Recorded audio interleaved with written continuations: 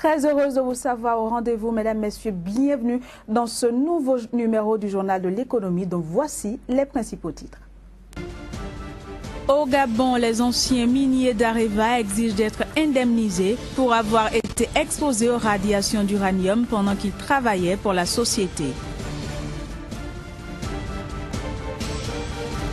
Nous irons en Côte d'Ivoire avec Christ Paterne Assémian qui nous fera le compte rendu du lancement de la 2e édition de la foire d'Abidjan.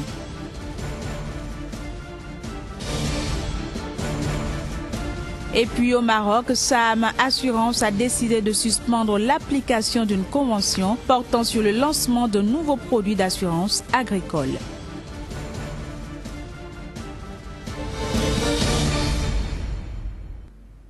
À nouveau, bienvenue. Au Gabon, plusieurs anciens ouvriers miniers d'Areva, autrefois Comuf, exigent d'être indemnisés par la société. En effet, ils estiment avoir été exposés durant leur carrière à de fortes radiations d'uranium, ce qui aurait causé la mort à 440 personnes travaillant pour le groupe et plusieurs cas de maladies liées à l'uranium. Direction la Côte d'Ivoire où la Chambre du commerce et d'industrie d'Abidjan a abrité la cérémonie de lancement de la 2e édition de la foire d'Abidjan cette année. La formation clé de réussite des affaires, le point de la cérémonie avec Christ Paterne Assémian. C'est au pied du siège réhabilité de la Banque africaine de développement à Abidjan, précisément dans les locaux de la Chambre du commerce et de l'industrie d'Abidjan, que l'événement semble prendre son envol. La foire internationale d'Abidjan, FIA, prévue du 24 mars au 5 avril 2016, est une manifestation économique et commerciale qui regroupera plusieurs centaines d'exposants de différents secteurs d'activité sur le site du Palais des Sports de Trashville à Abidjan, en provenance de tous les continents. Comme l'année dernière, la France, l'Inde, Madagascar et le Pakistan seront présents aux côtés du Maroc, pays invité d'honneur de cette 2e édition. Inch'Allah, pour la participation marocaine à la foire internationale, le Maroc va renforcer sa participation par un plus grand nombre d'entreprises participantes. Ça sera plus de 60 entreprises marocaines opérant dans divers secteurs, à savoir les pièces automobiles, les accessoires, les technologies de l'information, le consulting, le BTP, les matériaux de construction. Donc l'idée, c'est simplement de leur donner des outils qui pourraient les préparer à devenir les futurs chefs d'entreprise, les futurs hommes d'affaires qu'ils doivent devenir pour le bien-être de notre pays. La foire internationale d'Abidjan se veut un rendez-vous commercial par excellence et social par essence. Il y a ceux qui viennent parce qu'ils veulent rencontrer des opérateurs économiques, d'autres viennent parce qu'ils veulent faire des achats. Et il y a cette population-là qui est dans le besoin, peut-être d'une consultation bucco-dentaire, d'une campagne de vaccination. Donc nous essayons à chaque édition d'ajouter l'utile à l'agréable. 80 entreprises internationales, 20 entreprises publiques et plus de 100 000 visiteurs sont attendus du 24 mars au 5 avril 2016 à Abidjan.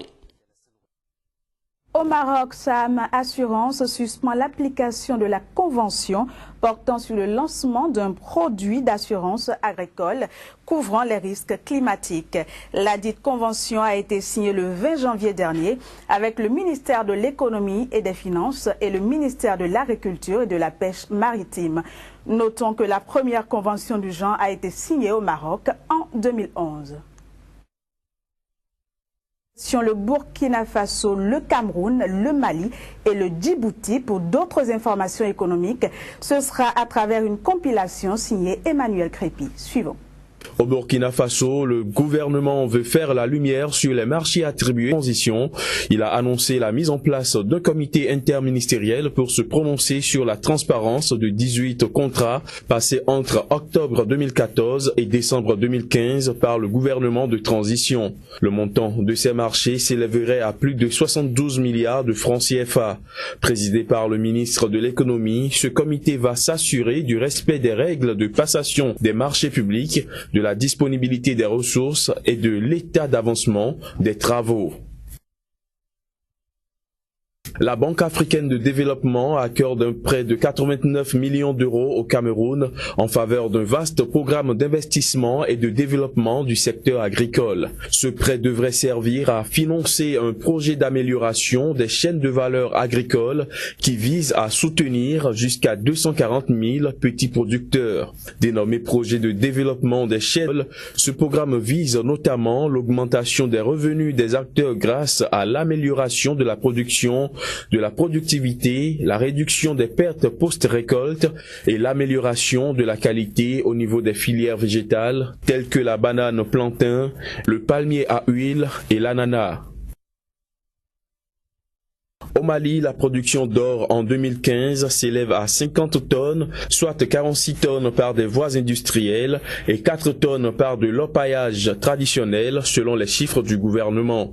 Le pays consolide ainsi sa place de 3e producteur africain après l'Afrique du Sud et le Ghana et entend encore relever sa production en 2016. Tablant sur de nouvelles ouvertures de mines, les autorités maliennes estiment que la production nationale pourrait passer à 60 tonnes.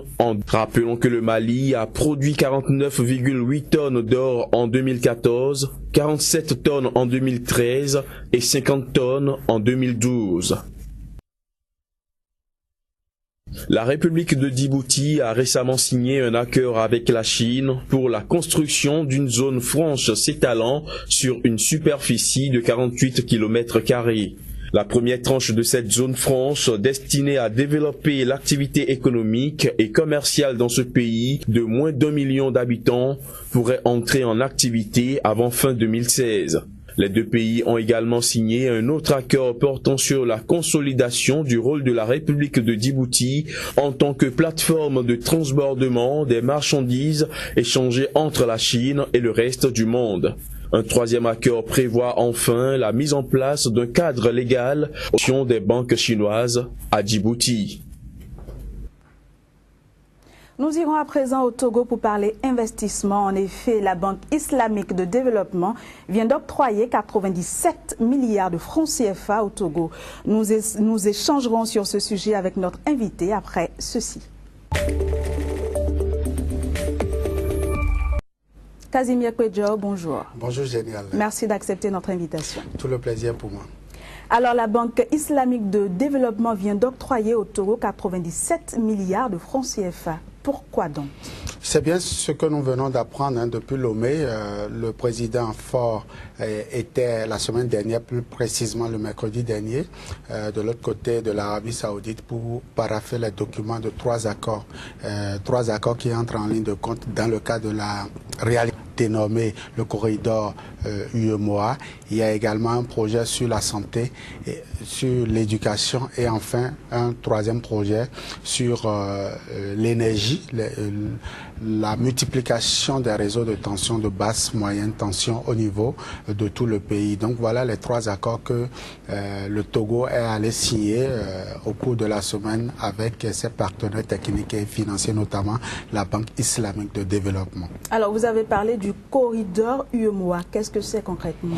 C'est l'axe routier qui rallie les 5 zones économiques du pays. C'est cet axe-là qui part, qui rallie le Burkina Faso donc au Togo jusqu'au niveau du port de Lomé. Et aujourd'hui, vous n'êtes pas sans savoir que le port de Lomé est entre le port de naturel du Niger, qu'est Cotonou. Donc Lomé est en train de prendre le pas. Et aujourd'hui, le goulot d'étranglement était cet axe-là, l'axe UEMOA, qui empêchait donc les camions de rallier le Burkina Faso et le reste des pays de l'Interland.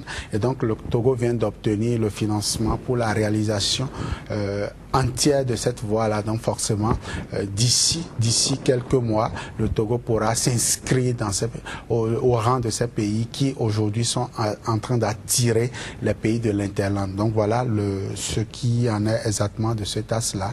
Et cet axe va engranger environ 15% du montant global de ces accords-là. Et donc la réalisation permettra de disposer d'infrastructures modernes et de pouvoir faire face également à certaines normes environnementaux que le pays voudra bien mettre à la disposition des investisseurs et autres populations. Vos propos démontrent là l'importance de cette convention justement, mais est-ce qu'on peut dire que ce financement permet ainsi au Togo d'obtenir un financement pour sa réhabilitation? On peut dire ça comme ça? Bien sûr. Le Togo aujourd'hui est en train d'abord de séduire les pays, du moins c'est les institutions de Bretton Woods. Le Togo est en train de corriger par le passé ce qu'on lui reprochait. Et donc, à travers ce financement, lorsque vous avez des institutions comme la Banque islamique de développement qui commencent par vous faire confiance, c'est que forcément vous avez été un bon élève. En 2015 déjà, la Banque islamique de développement a déjà financé des axes, la construction et la réhabilitation de plusieurs axes routiers. Et donc forcément aujourd'hui, le Togo est en train de s'inscrire dans les pays africains qui seront fréquentables, qui seront d'ici 10 ou 15 ans des pays, des hubs économiques au niveau de la sous-région. Et là, je me vais vous demander quels seront alors les impacts concrètement, quels seront ces impacts que le financement pourrait avoir sur le Togo? Alors, je parlais tantôt du port de Lomé, le port de Lomé qui est aujourd'hui cette infrastructure de la sous-région, et donc forcément, ça pourra drainer beaucoup plus le trafic sur cet axe-là. Il y a aussi la circulation, la bonne circulation au niveau de l'espace UEMOA. Ça entre en ligne de compte d'avise l'UEMOA, à savoir la libre circulation des personnes et des biens.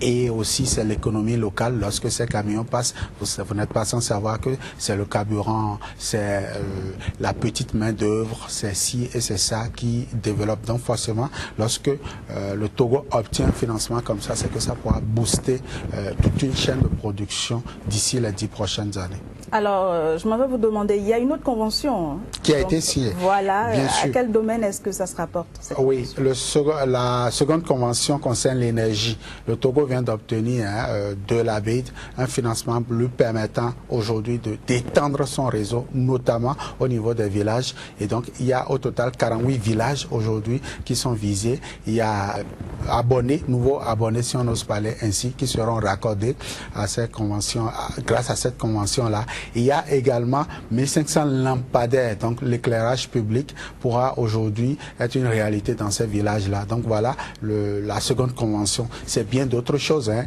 quand on signe ces genres de contrats, surtout au niveau de l'énergie, c'est les PME, c'est les PMI également, les petites et moyennes entreprises, les petites et moyennes industries qui pourront davantage voir leur capacité renforcée. Donc voilà, c'est au niveau de Jeddah, en Arabie Saoudite, que cet accord a été signé. D'accord. Merci Casimir Kouedjo pour toutes ces précisions. On se donne rendez-vous. Avec le même plaisir. Voilà, mesdames, messieurs, vous l'avez compris, ce sera tout pour ce journal de l'économie que je vous remercie d'avoir suivi. On se dit à très bientôt.